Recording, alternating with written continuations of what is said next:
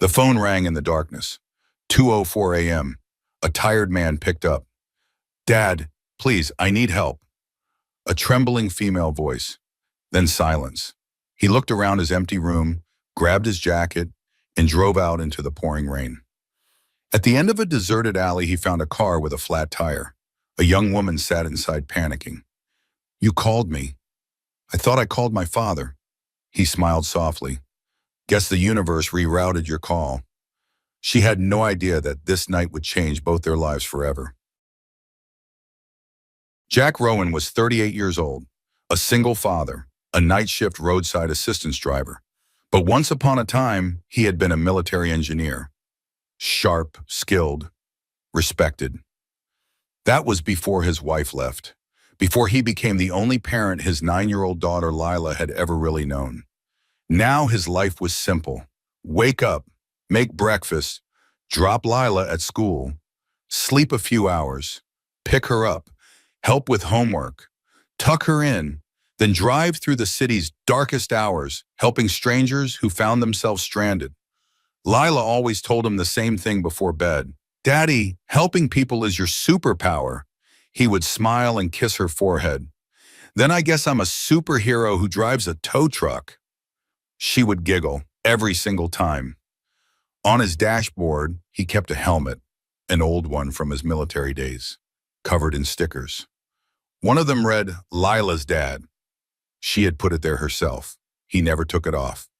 Isabella Voss was 28, an heiress to the Voss Group, one of the largest financial empires in the country. Her face appeared in magazines. Her name opened doors. Her bank account had more zeros than most people could count, but none of it felt like hers. It all belonged to her father, Richard Voss, a man who built empires but never learned how to build a relationship with his daughter. Her mother had passed away when Isabella was 12. After that, her father threw himself into work. And Isabella? She became another asset, another piece on his chessboard. Tonight she had run.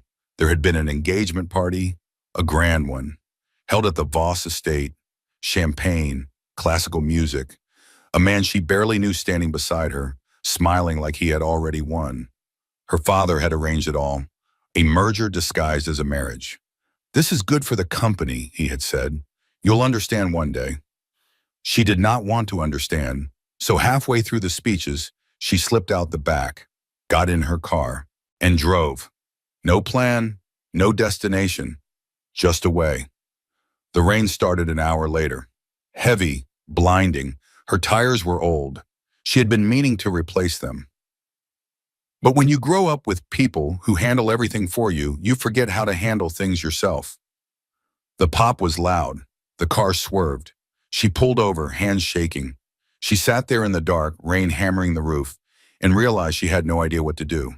So she called the only person she thought might care, her father. But her fingers were trembling. The screen was wet, and she misdialed. Jack had been parked outside a gas station when the call came in. He almost ignored it. Unknown number, late hour, probably a prank. But something in the voice stopped him. "Dad, please, I need help." Young, afraid, real. He sat up. "Hello? Are you okay?" The line went dead. He stared at the screen, tried calling back. No answer. Most people would have shrugged it off. Wrong number. Not my problem. But Jack was not most people. He thought of Lila.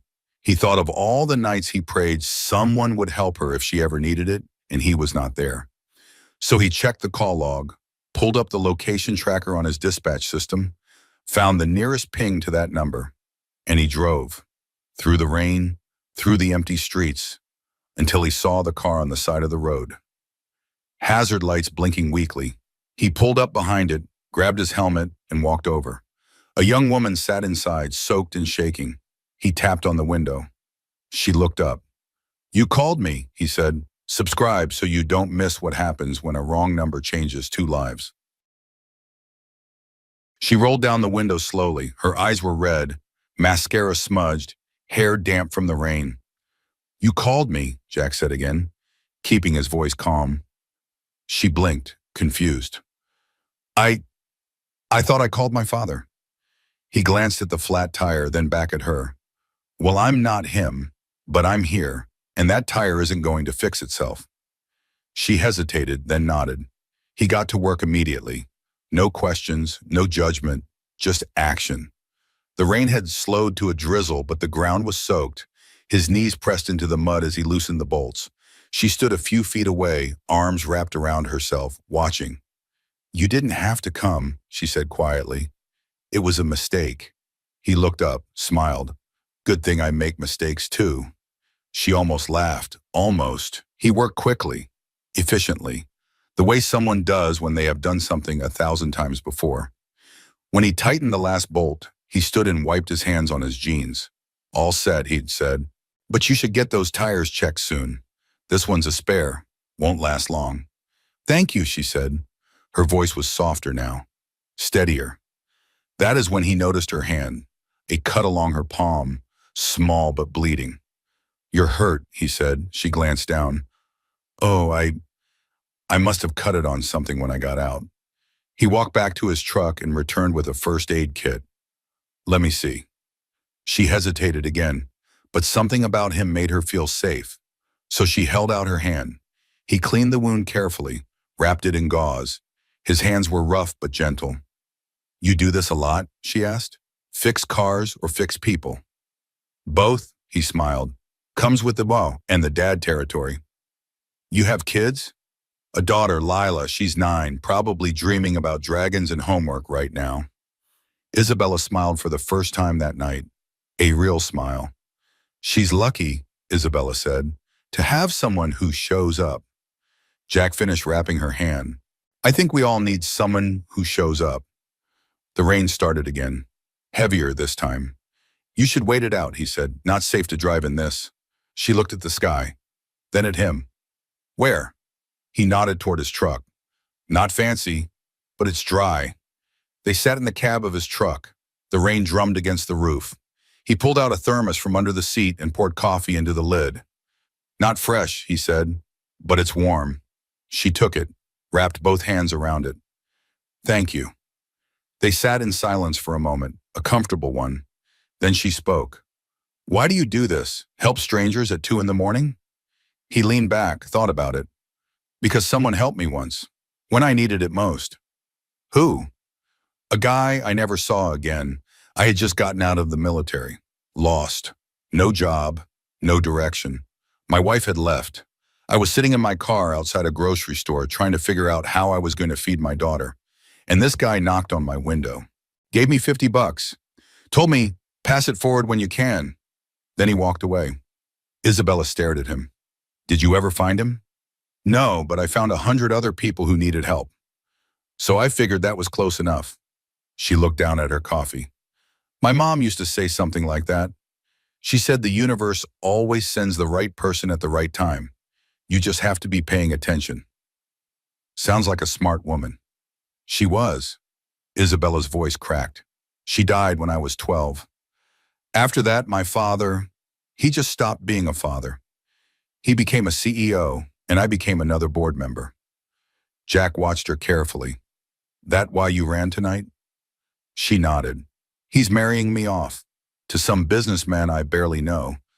Says it's good for the company, like I'm a contract, not a person." Jack exhaled slowly. "That's not okay." "No, it's not." She looked at him. "But no one else seems to care." "I care." The words hung in the air, simple, honest. She felt something break inside her chest, not in a painful way, in a way that felt like relief. "Why?" she whispered. "You don't even know me." He shrugged. "Don't need to. You called for help, and I believe people who ask for help deserve to get it. No questions, no conditions." She felt tears sting her eyes. She blinked them away. They sat there until the rain softened, until the sky started to lighten just a little. When it was safe to drive, she stood by her car. He was already back in his truck. "Wait," she called out. He rolled down his window. Can I have your number, in case I need help again?" He smiled, but he shook his head. It was a wrong call, remember? "But if you need help, you'll find me, or I'll find you. That's how it works." And then he drove away. She stood there in the rain, alone, but somehow not lonely anymore. 2 days passed. Jack went back to his routine. Lila, school, work, sleep, repeat. But something felt different. He kept thinking about the woman in the rain. Her eyes, the way she held that coffee cup like it was the only warm thing in her world. He wondered if she was okay, if she had gotten home safely, if she had stood up to her father. But he did not have her number, and she did not have his. That was probably for the best, he told himself. People like her did not stay in the lives of people like him. On Tuesday afternoon, his phone buzzed. A new work order. VIP client, full vehicle inspection and maintenance. Address 2247 Lakewood Estate Drive. He raised an eyebrow. Lakewood Estate, that was the wealthy side of town. Gated community, old money. He had been there once or twice before. Rich people with expensive cars they barely drove. Easy job. Good tip. He would take it. He loaded his tools, told Lila he would be home by dinner, and drove out. The estate was massive, stone gates, fountain in the driveway, the kind of place that looked like it belonged in a movie. A butler answered the door. Actually, a butler. Jack almost laughed. "Mr. Rowan?" the man asked. "That's me. Right this way." Jack followed him through a marble hallway, paintings on the walls, chandeliers overhead. He felt out of place in his work boots and grease-stained jacket. They reached the garage. 3 cars, all spotless, all worth more than his annual salary. "The client will be with you shortly," the butler said. Then he left. Jack set down his toolbox and waited. Footsteps echoed from the hallway. He turned and froze. Isabella stood in the doorway. Her hair was pulled back. She wore a simple sweater and jeans. But her eyes, those same eyes, she froze too. For a moment, neither of them spoke. Then she smiled, slow, warm, a little shy. "So," she said softly, "it wasn't a wrong call after all." Jack blinked, then laughed. A real surprised laugh. You set this up?" She stood very closer. "I told you, if I needed help, I'd find you. Or you'd find me. I didn't think you meant it like this. I'm full of surprises." He shook his head, still smiling. "You could have just asked for my number." "You said no, remember?" "Fair point." They stood there, the tension melting into something lighter, something easy. "So," Jack said, nodding at the cars, "which one needs work?" "None of them." He raised an eyebrow. "Then why am I here?" She hesitated, then said, "Because I wanted to see you again, and I didn't know how else to do it." His heart did something strange, something he had not felt in years. "Isabella, I know, it's weird, but I haven't stopped thinking about that night, about what you said, about showing up. And I realized no one's ever just shown up for me, not without wanting something." Jack set down his wrench. "I don't want anything. I know. That's why I wanted to see you again." She invited him inside, offered him coffee.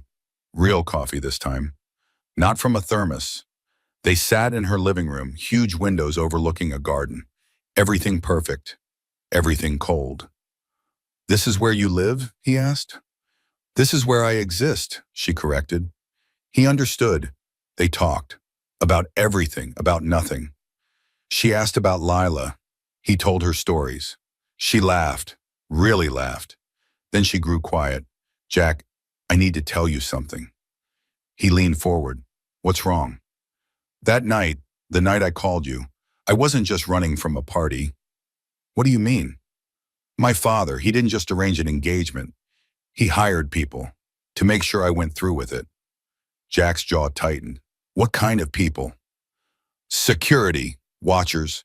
I don't know what else to call them. After I left the party, I thought I was free. But they followed me.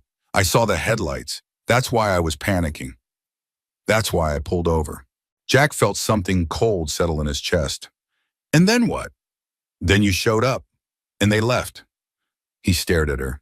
"They left? Just like that?" She nodded. "I think they didn't expect anyone to stop, especially not someone like you, someone who looked like they could handle themselves." Jack exhaled slowly. "Isabella, that's not okay. That's, I know. Her voice cracked. I know, but what can I do? He controls everything. My money, my life, the company. If I fight him, I lose everything.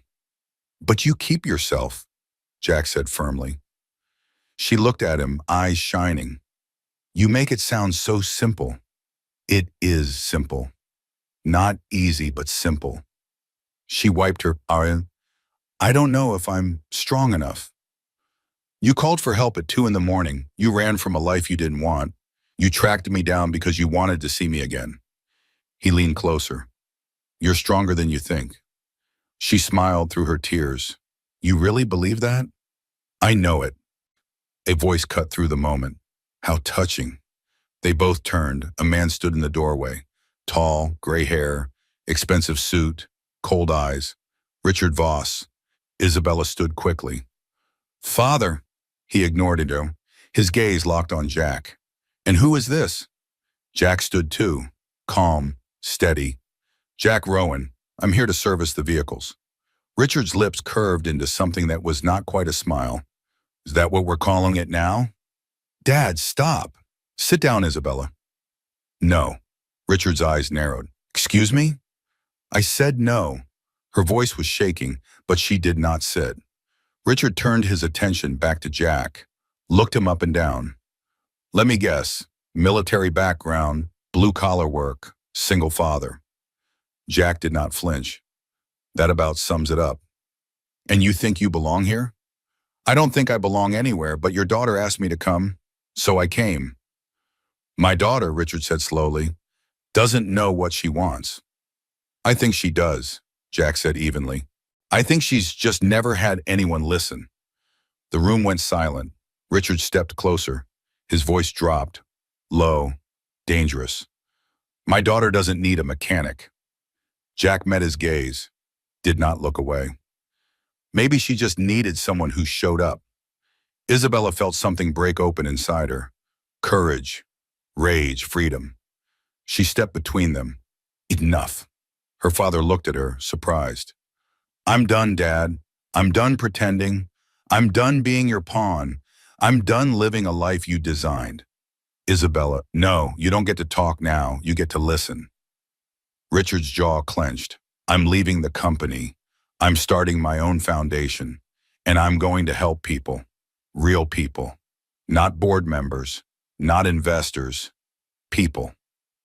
Jack watched her. Proud. Quiet. Ready to back her up if she needed it. Richard's face turned red. You'll lose everything. Isabella smiled. No, Dad. I'll finally have something. Richard Voss stared at his daughter, silent, calculating. Then he turned and walked out. No goodbye, no argument, just the sound of expensive shoes on marble floors. Isabella stood there, breathing hard. Her hands were shaking. Jack stepped beside her, did not touch her, just stood there, present. You okay? He asked quietly. She nodded, then shook her head, then laughed. A wild, relieved laugh. I have no idea. That's a start. 3 months later, the building was small, a renovated warehouse on the east side of the city. Nothing fancy, but it was hers. The sign above the door read, Wrong Call Foundation. Someone will always show up. Isabella stood outside, looking up at it, still could not believe it was real. Jack pulled up in his truck. Lila bounced out of the passenger seat. Miss Bella, she called, running over. Isabella caught her in a hug, lifted her up. Hey, little dragon, Lila giggled. Did you see? Daddy helped paint the sign. I did see. It's perfect. Jack walked over, hands in his pockets. She insisted on adding glitter to the letters. I had to talk her down. I wanted it to sparkle, Lila said seriously. It does sparkle, Isabella said, because you helped. Lila beamed. Inside, the space was organized chaos. Phones, computers, maps on the walls. A team of 5 people setting up stations. Isabella had used her trust fund, the one her mother had left her, the one her father could not touch. She had built something real. The foundation worked simple.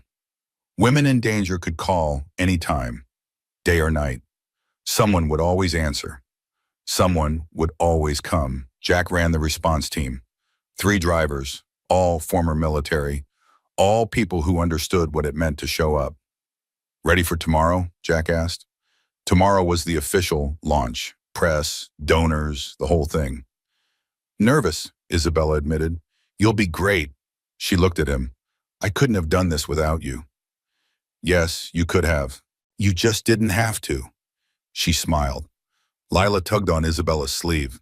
Miss Bella, can I tell you something? Of course. Lila leaned in close, whispered loudly.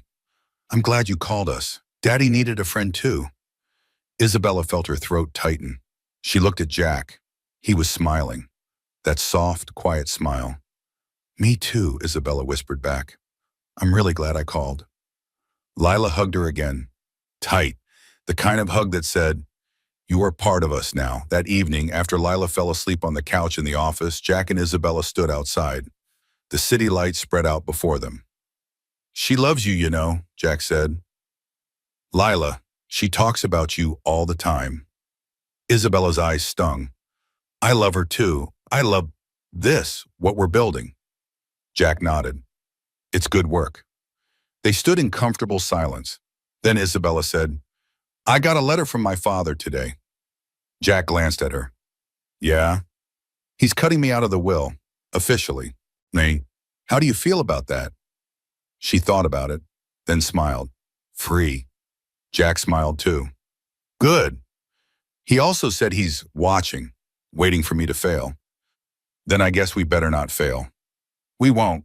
She looked at him, really looked at him, this man who had shown up in the rain, who had stayed, who had believed in her when no one else did. Thank you, Jack. For what? For answering a wrong call. He shook his head. It wasn't wrong. It was exactly right. 1 year later, the Wrong Call Foundation had expanded. 3 locations, 24-hour hotline. Over 200 women helped. Isabella stood at the podium, a small crowd gathered. Donors, volunteers, press, and in the front row, Jack and Lila. A year ago, Isabella began, I made a phone call. I was scared, alone, and I dialed the wrong number. She smiled. Or at least I thought I did. Laughter rippled through the crowd. The man who answered that call didn't know me. He had no reason to help. He could have ignored it, gone back to sleep. But he didn't. He showed up, in the rain, in the middle of the night, and he changed my life. Her voice wavered. She steadied herself. He taught me something that night, that showing up matters, that being there for someone, even a stranger, can change everything. And that's what this foundation is built on, the belief that no one should face their darkest moment alone. She looked directly at Jack. So to the man who answered my wrong call, thank you for showing up, for staying, for believing I was worth the drive. Jack smiled, quiet, proud. Lila whispered loudly, that's my daddy. The crowd laughed. Isabella finished her speech. Ribbon was cut. Photos were taken. Later, when the crowd thinned, the 3 of them stood in front of the building. The sun was setting, golden light washing over everything. What do you think Mom would say? Lila asked, looking up at her father. Jack looked at Isabella, then at his daughter. I think she'd say we're doing exactly what we're supposed to be doing. Lila nodded, satisfied. Isabella knelt down, eye level with Lila. You know what, little dragon? What? Your daddy's superpower? It's real, and now it's helping a lot of people. Lila grinned. I told him. Isabella laughed, pulled her into a hug. Jack watched them, his daughter, his friend, his team, his family. He thought about that night, the rain, the call, the moment he decided to drive into the storm. Some people would call it luck. Some would call it fate. He called it exactly what it was, showing up. Sometimes the wrong call is exactly the right reason to start again. You never know who's waiting on the other end. You never know what one decision can change. So if someone calls, if someone needs help, show up, because the universe doesn't make mistakes. It just finds better ways to connect us. The camera pulls back. The building glows warm against the evening sky. Jack, Isabella, and Lila walk inside together. The sign above them reads, Someone will always show up. And they do. Subscribe if you believe fate always dials the right heart.